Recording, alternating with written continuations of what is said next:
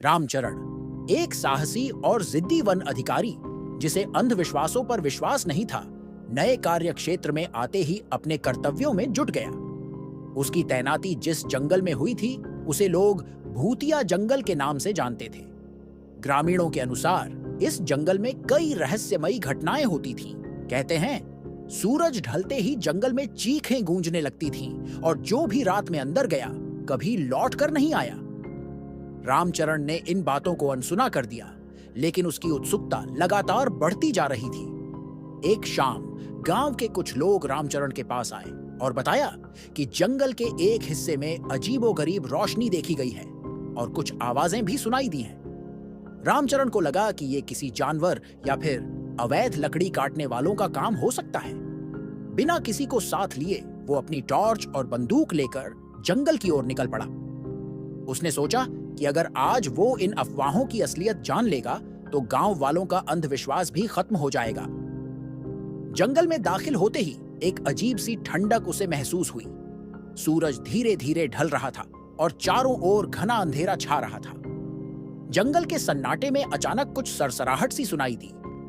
रामचरण ने उसे जानवरों की हलचल समझकर अनदेखा किया और आगे बढ़ा। रास्ते में उसे एक पुराना मंदिर दिखाई दिया, जिसे उसने पहले कभी नहीं देखा था। मंदिर के चारों ओर काई और घनी बेलें छड़ी थीं। उत्सुकता से उसने मंदिर के भीतर झांका, जहां एक टूटी हुई मूर्ति और कई पुराने दिए रखे थे। ऐसा लगा जैसे इस मंदिर को कई वर्षों से कोई छुआ भी नहीं है। अचानक उसे लगा कि मंदिर के भीतर से कोई उसे देख रहा है। उसके दिल की धड़कनें तेज हो गईं, लेकिन उसने खुद को संभाला और आगे बढ़ने का निर्णय किया। मंदिर से कुछ दूरी पर उसे एक पुरानी झोपड़ी दिखाई दी। झोपड़ी के आसपास कच्चे रास्ते पर अजीब से निशान बने हुए थे, जो मानो किसी घसीटने वाली चीज के थे। उसने झोपड़ी के अंदर झांका तो उसे एक बेजान सा माहौल मिला। अचानक उसकी नजर एक पुरानी डायरी पर पड़ी। उसने डायरी को खोला और उसमें लिखी बातें पढ़ने लगा। डायरी में लिखा था, जो इस जंगल में एक बार आता है उसे ये जंगल फिर लौटने नहीं देता। यहाँ की आत्माएं हर रात जागती है और अपने साथ किसी ना किसी को ले जाती हैं। मैं भी इसी जंगल का हिस्सा बन चुका हूं। रामचरण के शरीर में ठंडक सी दौड़ गई। उसे लगा कि यह किसी की घबराहट भरी कल्पना का परिणाम हो सकता है, लेकिन अगले ही पल उसे लगा जैसे कोई उसके पीछे खड़ा है। उसने पलटकर देखा, पर वहां कोई नहीं था, लेकिन उसे हवा में किसी के सांसों की आवाज सुनाई दे रही थी। अब उसे अपने चारों ओर सरसराहट और फुसफुसाहट महसूस हो रही थी। उसने झोपड़ी से बाहर निकलने का सोचा, पर उसके पैर कांपने लगे। जैसे ही वो कुछ कदम आगे बढ़ा, एक जोरदार ठहाका गूंजा जो पूरे जंगल में फैल गया। उस ठहाके में ऐसी भयावहता थी कि उसका कलेजा ढक से रह गया। उसने टॉर्च जलाने की कोशिश की, लेकिन उसकी टॉर्च बंद हो चुकी थी। चारों ओर गहरा अंधेरा था और वो खुद को पूरी तरह से अकेला महसूस कर रहा था। अचानक उसे पेड़ों के बीच कुछ परछाइयां दिखने लगीं। वो परछाइयां धीरे धीरे उसके पास आ रही थीं। उनके आकार प्रकार अजीब थे, जैसे इंसान हो, लेकिन उनकी शक्लें भयानक और विकृत थीं। एक परछाई धीरे धीरे उसकी ओर बढ़ी और उसने महसूस किया कि वो किसी अदृश्य शक्ति से बंध गया है। उसने भागने की कोशिश की, लेकिन उसके पैर जैसे जमीन में धंस गए थे। वो परछाई धीरे धीरे उसके करीब आई और उसके कान में फुसफुसाई, तुम यहां से वापस नहीं जा सकते। रामचरण ने पूरी ताकत से चीखने की कोशिश की, लेकिन आवाज जैसे गले में ही अटक गई। वो उस जगह से निकलने के लिए जोर लगाने लगा। उसकी सांसें तेज हो गईं और दिल की धड़कनें इतनी तेज थीं कि उसे खुद सुनाई दे रही थीं। अचानक उसे एहसास हुआ कि उसके चारों ओर का जंगल बदल चुका है। वहां सब कुछ उल्टा पुल्टा सा दिख रहा था, जैसे किसी खौफनाक सपने का हिस्सा हो।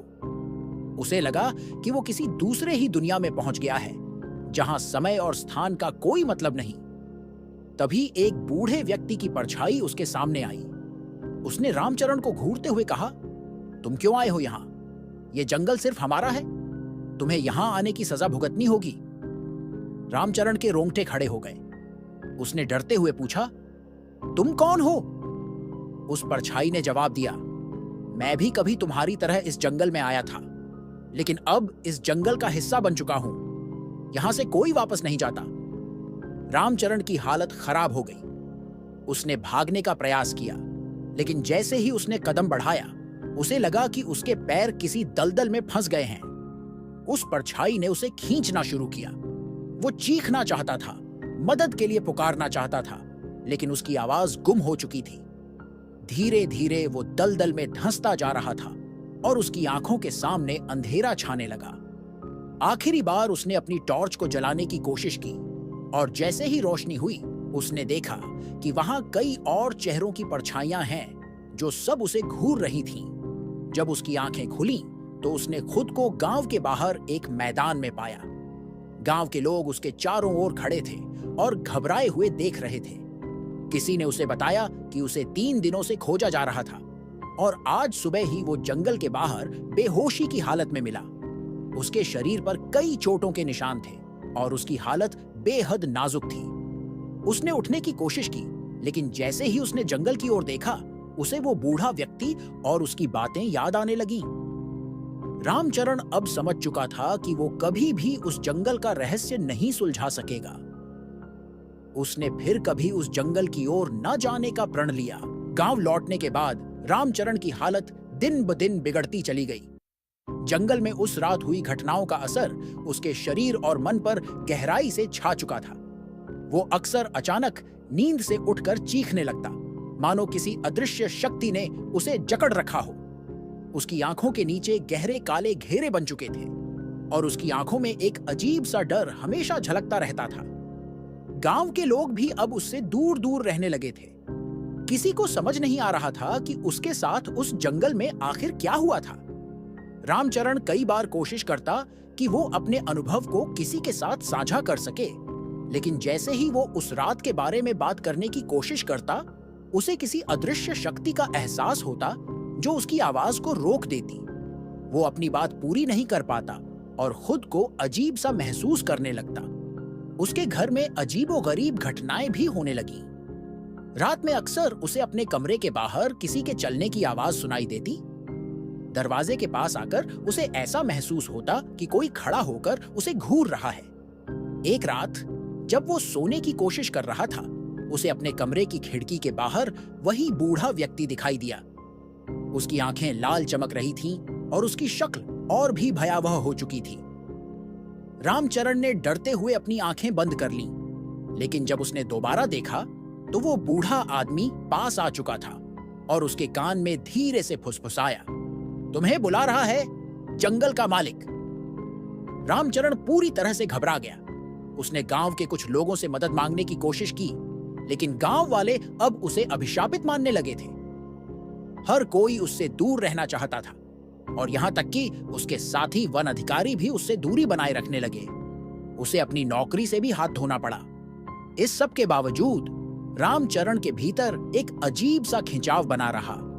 उसे ऐसा महसूस होता जैसे जंगल उसे बुला रहा है। उसे चैन नहीं मिलता और उसका मन बार बार जंगल की ओर खींचने लगता। अंत में उसने सोचा कि इस रहस्य को सुलझाने के लिए उसे एक बार फिर जंगल में जाना होगा। वो अकेला ही रात के समय जंगल की ओर चल पड़ा। जैसे ही वो जंगल में पहुंचा, उसे फिर से वही ठंडक और घनी परछाइयां महसूस हुईं। जंगल का हर कोना उसे डरावना लग रहा था, लेकिन उसने अपने कदम बढ़ाए और उस पुरानी झोपड़ी की ओर जाने लगा। उसने महसूस किया कि रास्ता खुद ब खुद उसे झोपड़ी की ओर ले जा रहा था, जैसे कि कोई अदृश्य शक्ति उसे खींच रही हो। झोपड़ी में पहुंचकर उसने देखा कि वहां पहले से ही कई परछाइयां जमा थीं। उन सभी के चेहरे विकृत और भयावह थे और वो सब उसे घूर रही थीं। उनमें से एक ने धीरे से कहा, तुमने हमारी चेतावनी को नजरअंदाज किया था, अब तुम्हारा भी इस जंगल का हिस्सा बनना तय है। रामचरण के शरीर में ठंडक सी दौड़ गई। वो जान गया कि अब उसका वहां से बचकर निकलना असंभव है। तभी उसने महसूस किया कि वो जमीन में धंसता जा रहा है। वो मदद के लिए चीखने लगा, लेकिन उसकी आवाज जैसे जंगल ने निगल ली थी। उसकी आंखों के सामने वही बूढ़ा व्यक्ति फिर दिखाई दिया। उसने रामचरण को देखते हुए मुस्कुराते हुए कहा, अब तुम भी हमारे जैसे बन चुके हो। उसके साथ ही चारों ओर की परछाइयां उसकी ओर बढ़ने लगीं। जैसे ही वो पूरी तरह से दलदल में धंस गया, उसे महसूस हुआ कि वो अब इस जंगल का हिस्सा बन चुका है। उसकी चेतना लुप्त हो गई और उसके बाद उसे किसी ने कभी नहीं देखा। कहते हैं कि उस जंगल में अब भी रात को एक नई परछाई देखी जाती है जो वहां आने वाले लोगों को अपने साथ खींच लेती है। उस परछाई को लोग रामचरण की आत्मा के नाम से जानते हैं। ग्रामीणों का मानना है कि जंगल का रहस्य आज भी अनसुलझा है और जो भी उस जंगल में जाता है वो कभी वापस नहीं आता। अगर ये वीडियो अच्छा लगा हो तो लाइक करें, अपने दोस्तों के साथ शेयर करें और ऐसे ही वीडियो के लिए चैनल को सब्सक्राइब करें। धन्यवाद।